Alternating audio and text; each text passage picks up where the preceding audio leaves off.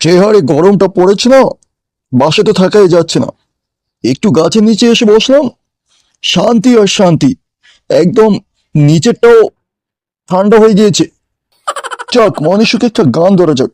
তাই রে নাই রে বন্ধু রে, গরম খাইলো ইন্দুরে, গাছতলায় আইসা পয়সা হইছি মনের শান্তিতে। বাহ, বাহ, কবে থেকে আবার আমার গলার সুর এত সুন্দর করে বাজতে শুরু করলো? আজকে মনে হয় সবকিছুই ঠান্ডা হয়ে গিয়েছে, তাই গলার সুরটাও একটু ঠান্ডা ঠান্ডা লাগছে। অনেক সুন্দর, সুন্দর, সুন্দর। আব্বে হালা, দেশের যে কি অবস্থা! না এদিক না ওদিক, কত ভালো একটা সিঙ্গারা, কি যে বলবো। যাই দেখি ওই ফটকেটাকে একটা ধোকা দিয়ে দিই।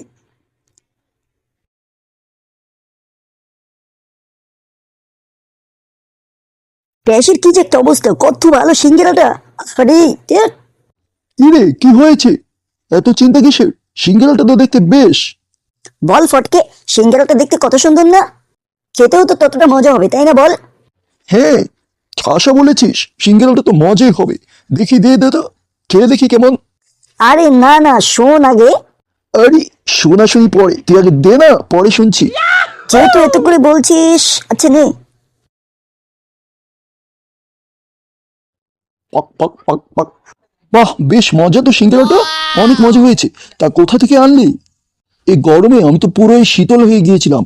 এখন গরম গরম সিঙ্গারাটা খেয়ে একটু মজাই লাগছে। আরে আর বলিস না, দেশের যে অবস্থা, রাস্তা দিয়ে আসছিলাম, ওখানে ডাস্টবিনে দেখলাম সিঙ্গারাটা পড়ে আছে। কত ভালো দেখতে!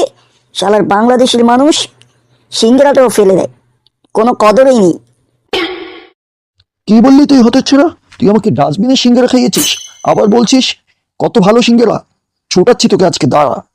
এ কি মহাকাণ্ড! আমি তো তোমাকে বলতেই চেয়েছি, কিন্তু তুমি তো শুনলে না। তুমি বললে আগে খেয়ে নিই, পরে শুনবো। তো হতচ্ছাড়া, আজকে তোকে ছোটাচ্ছি, দাঁড়া, তুই রামকেলান দিচ্ছি তোকে।